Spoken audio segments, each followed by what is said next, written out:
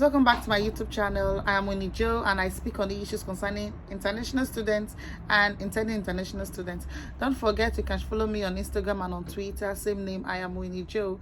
And also don't forget that every Sunday I usually have this Instagram live section or YouTube live sections by 3 p.m. okay, where you can ask me questions live and we could relate one-on-one. Also, for all business inquiries, please send an email to iamwinyjoe21@gmail.com. It's also on this video description. And also don't forget about Amber Students. They're an accommodation organization that actually takes care of accommodation needs for international students. So if you know you're coming to the UK in September, just kindly click on the link in my video description and book a suitable apartment for yourself, a shared room and a suite apartment accommodation, and you're all good to go. They also carry out a numerous set of services, and their services are available in selected areas in the UK like Manchester, Sheffield, Glasgow, Edinburgh and London and so many other places. Okay, so just click on the link. A dedicated customer service is on ground to take care of all those needs, and luckily they've rolled out new set of services, so you're all good to go. You're covered by Amber Students and all of their services. So today I'm going to be very, very brief to the point, okay, and I'm going to speak on a very, very important topic that a lot of students have been asking me, a lot of international students have been asking me, especially those that are about to graduate in September and those that are expecting, like Omugwo.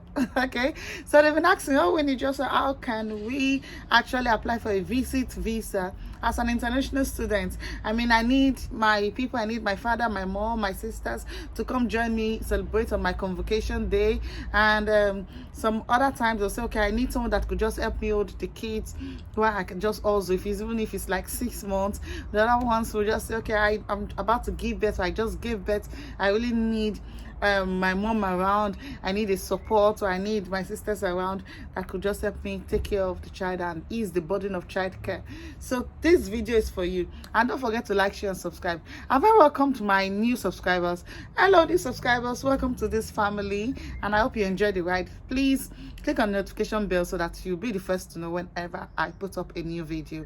And to my old subscribers, thank you for watching. Now let's go straight to the point. I actually wrote them down so that I don't forget any bit of it.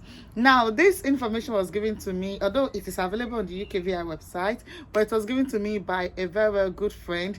She actually is an international student. We came into the UK in September or August thereabouts, and by January, 4 months into the UK, I actually saw that she has invited her mom over, and her mom actually stayed 6 months with her and recently just left. How cool is that? So I told her to just write down all the guidelines, everything she did that made it possible, so that the rest of us, including myself, could learn. And she was so gracious and kind to have shared the information with me. So shout out to Sophia. This video is being sponsored by Amber Students. Thank you, Amber Students. The main gist: how to apply for a visit visa as an international student in the UK. All right, so now applying for a visit visa is very, very, very tacky if you don't know where you are around it. All right, and a lot of people have been asking me, can also my dependents be the one to send the invitation? Well, as you know, I just take care of issues concerning international students, so I'm just going to give you a general info of how you can apply for a visit visa as an international student. Okay, so now most of this information is available on the UKVI website, but you know that sometimes you still need to know a lot of things to be able to scale through. A lot of people have tried to apply for a visit visa, but it didn't go through. But as an international student, there's an 80% or 90% chance that your visit visa would scale through. All right, so now these are the documents needed according to what my girlfriend has given me. She said the international passport of the applicants, the international passport of the applicants. If you're asking your mom or your dad or your sisters to come, they need their international passport valid with at least 6 months validity left and at least 2 pages left on the international passport. Also, you need a 3-month statement of account. Now this 3-month statement of account is just like when you're doing your proof of fund for study visa. For a study visa, you know, normally you have to make sure that that money has been in the account and did not drop for 28 days. Now for visit visa, that amount has to be in your account for 90 days and would not drop. Okay, it has to be there.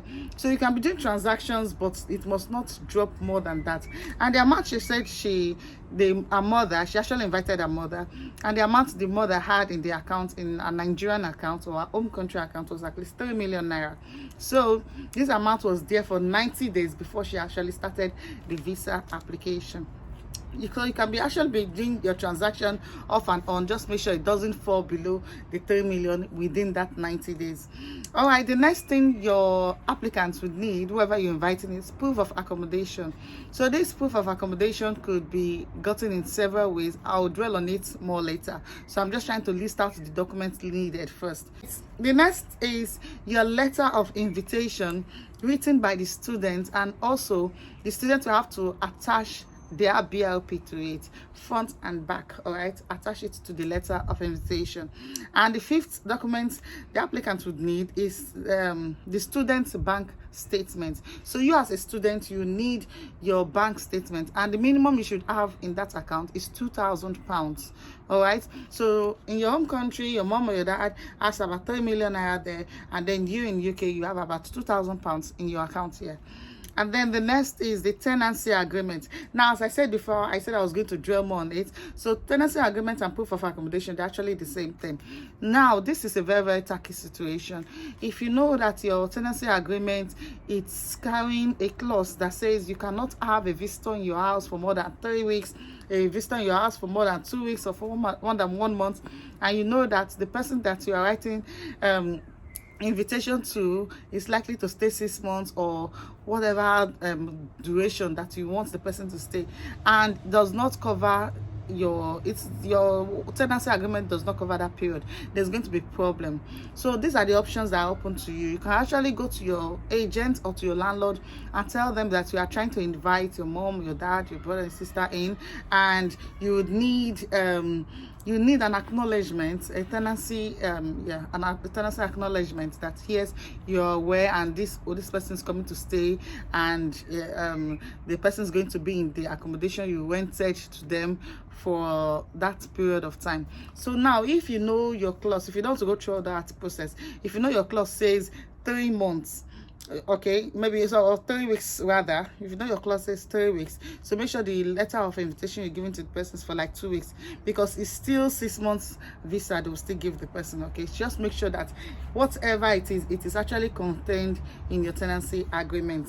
Now, if you are a student with just 1 room accommodation that you're not even allowed to have visitors for more than 3 days, you know this won't work. So what the person could do from Nigeria is to actually book an hotel on bookings.com. okay, make sure the hotel, I think I've done a video on that, but that's for student visa. Make sure the hotel you book is free booking and payment on arrival, free cancellation, okay, those features. So you can actually do that and use that hotel address as your proof of accommodation. All right, so it actually works that way. So if you cannot get your tenancy agreement in right standing with what is required, you can actually just book an hotel on bookings.com and submit that as proof of accommodation. All right, then the process is the whole process of applying for the visa is still the same thing. I mean, like your student visa, you go to the UKVI website, make sure the correct website, the correct so you go on the UKVI website and you click on the visit visa. Make sure you fill the form properly. You fill the form properly, everything is well filled up, and then you will be asked to pay your visa fees. Okay, and so on this note, you don't really need IHS. There's no IHS for visit visa.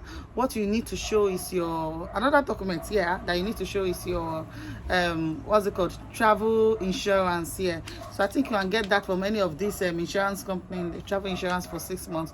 I think it's very, very cheap, at least 8K or 15K thereabouts. So you fill your visa form, and the amount, if you're using I think the amount's about 100 and something. I can't really say, so it usually fluctuates due to the exchange rate.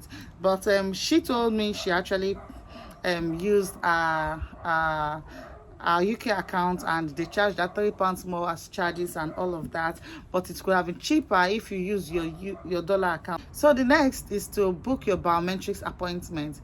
After you book your biometrics appointment, you wait. There's no interview, so just make sure whatever documents you are submitting is actually very, very correct.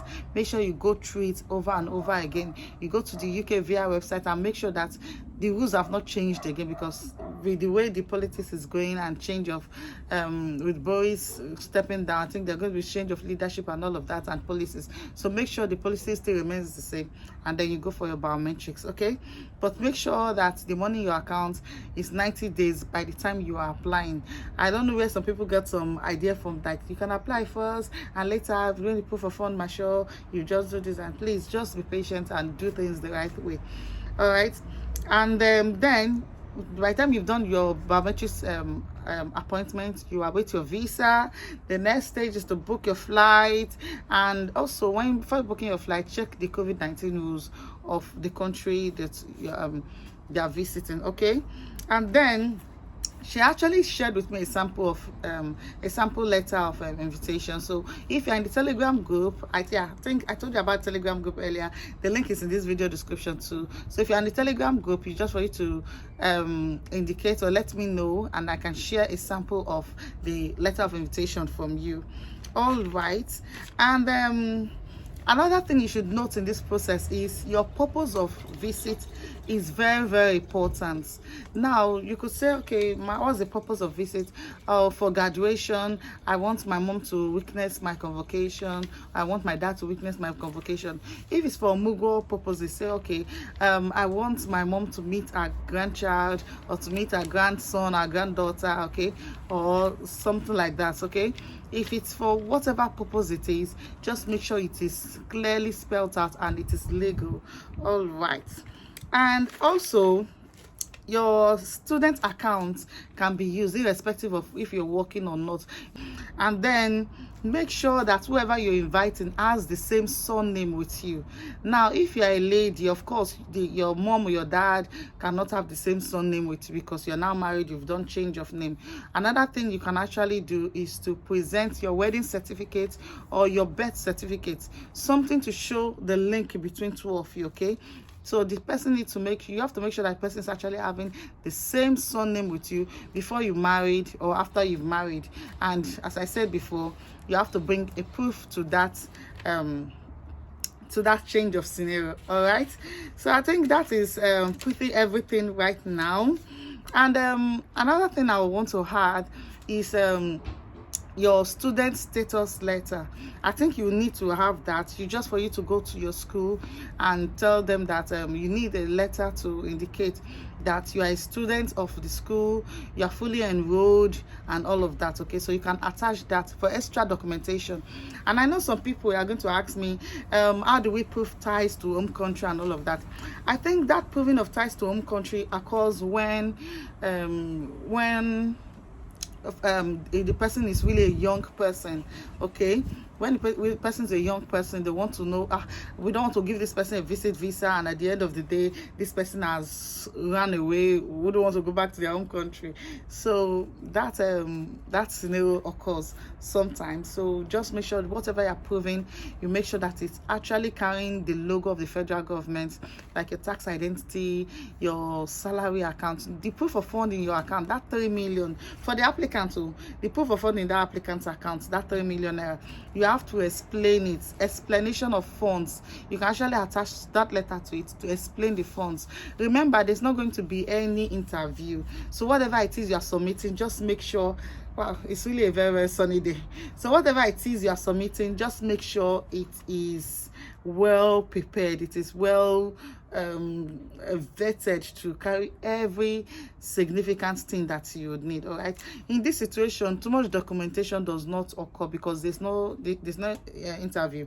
There's nothing like too much documentation. Just make sure you prove and you prove and you prove. If the person is retired, let them bring out those documentations and all of that. And also they want to know that you have something that would take you back to the home country. So if you have a business, submit the CAC certificate. That means the applicant here, person that is you are inviting from the home country. So if the person have a business, make sure they present a CAC certificate, their tax returns or something. If they are working, if they are retired, let them submit their pension certificate, their tax and all of that, something to just prove that they have something going on for them in Nigeria, and when they are done with their duration of visit, they will willingly go back. All right, so that's just about that. I hope my explanation was good enough. Thank you all for watching. If you have any more questions on this, just join the Telegram group, as I said before, and I'll be right there to answer you. Thanks to Amber Students for sponsoring this video again. Thank you all, and God bless.